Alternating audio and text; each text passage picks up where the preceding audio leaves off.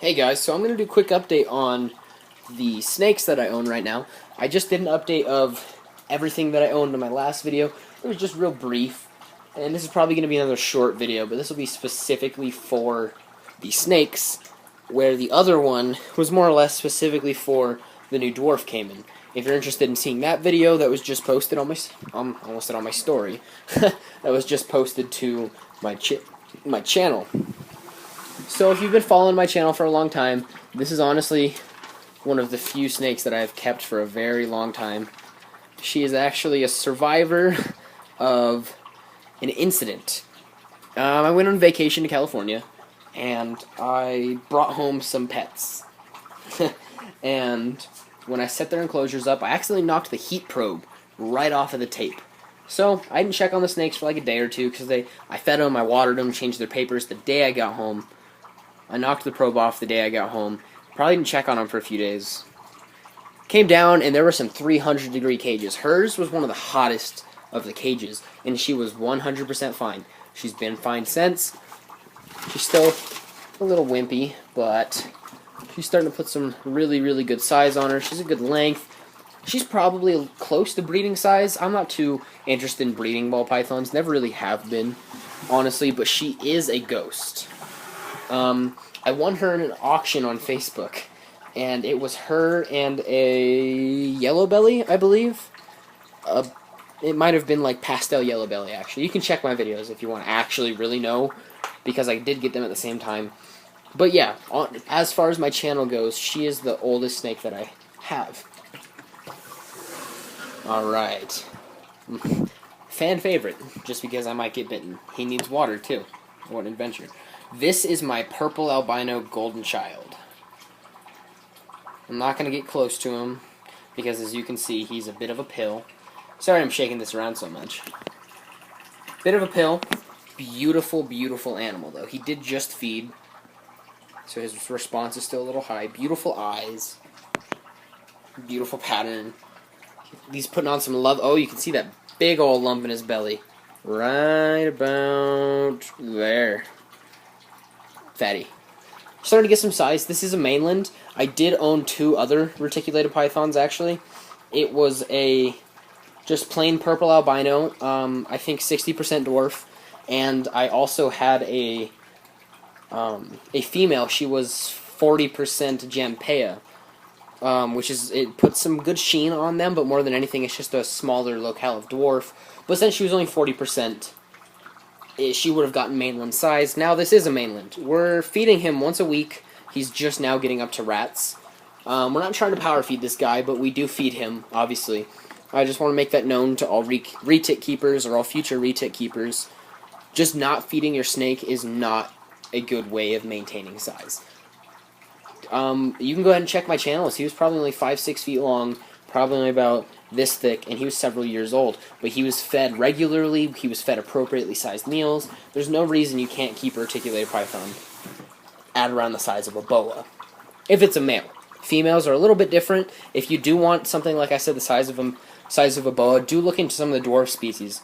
Reticulated pythons are amazing pets. They're incredibly intelligent, and they're honestly some of the most fun snakes I've got the experience to work with, or the chance to work with, sorry. Alright, this is one of our newest pickups from a show down in Texas. It's a big show. I just can't think of what it's called. GHI Mojave right here. Beautiful snake. Got him for a really good price. It's a funny story.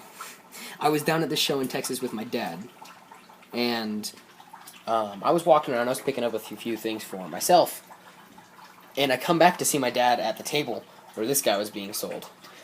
And I see him just pull out cash and offered them about $200 less than what the price said, and said, "I'll give you all this cash right now." And they just did it. No, not even a second thought. They just did it. Beautiful snake. Great price. This is actually just some leopard geckos. Like I said, this is a snake video. Alright, here's this guy. He likes to hang out in his water. You'd think it's because his tank isn't humid, but this is wet right here. Like, I spray him down every day. He loves his humidity. He is also a pistol. I'm just less afraid of him, because if he bites me, it's whatever. I don't want the retic to bite me, though, because he's mean. This dude's more of just defensive. This is a Florida swampland king snake. Beautiful, beautiful animal. I love him. He's a great feeder. Looks like he actually still has a nice little bulge in him, too. I actually found this guy in my backpack. If you're at all interested, I have a video. I woke up in the morning. The cage was probably about this open. My backpack was right there where it always is, ready to get to school. And luckily I checked to see if I had my headphones. Because if I didn't, I would have accidentally taken this guy to school. That might have been fun. I don't know. Could have been a fun story. Alright. So right now I do have the heat lamp turned off for the boa, for Bertha, the I almost said mainland. The female red-tailed boa. I'm pretty sure she's het for, like, albino. She might be. She was a breeder from a friend. She used to pump out babies. Here she is. You can't really see her too well because, like I said, her heat tape did go off. I've had so many comments of people telling me, oh, your cages are disgusting, this, and that. So I'm going to hold this here. Or people specifically talking about Bertha's enclosure. Anyway. I don't know if you can see her. Hoping you can. I'm just going to plug her light in. Couldn't do it with one hand. And I have been reduced to recording on an iPad. Camera's completely broken. Phone has a virus. So it's just been fun all around. Alright. See if we can get a good focus. Alright, see, there's like one piece of shed skin over here. That's whatever. Alright, here she is. She does still have a scab on her head that she's had for quite a while now. It seems to get bad every time she sheds, but then it heals up completely fine. So I'm not really worried about it. She needs to eat, so she might bite me. Just kidding, she's a lovely, lovely girl. Alright, so that's her, guys. And actually, one of the snakes that has received the smallest amount of airtime on my channel is my green tree python recently, because his tank is heated. It's on its own thermostat, which is actually also connected to Bertha's cage, so they're on a separate system. Just because there's no light in there. He actually seems to prefer it. He's more active. He eats better. I was pretty worried about putting him in this, worried about stressing him out, but I think he's really grown into it quite nicely. I believe that he fed as well. I wasn't home for the feeding today. My dad paid for it all this time. But he does look quite ready to strike. So anything is possible. You can see, even without much light, that he's starting to pick up a ton of green, a ton of white. Yeah, he really wants to bite me right now. He's not an aggressive snake. He's honestly one of the most well-behaved green trees that I have ever owned. Great feeder, though. He's just set up with, I don't know if you can actually see what he's on because of how low the lighting is. It kind of just looks like there's a piece of tape, heat tape, stuck in there. But there's a whole bunch of pieces of hanger going all throughout this thing. This is just here to fill some blank space, make him feel a little bit more secure. This is actually just an Exoterra painted black with acrylic paint. Acrylic paint's really good. I use it for the back of fish tanks, but it scratches super easy. And when I'm spraying this cage, I gotta be careful not to spray the walls, because if I spray the walls, then the paint will start to peel and just rub off super easy, and that's a giant pain. So I try not to do that. Alright guys, well, this is just the snakes that I have as of right now.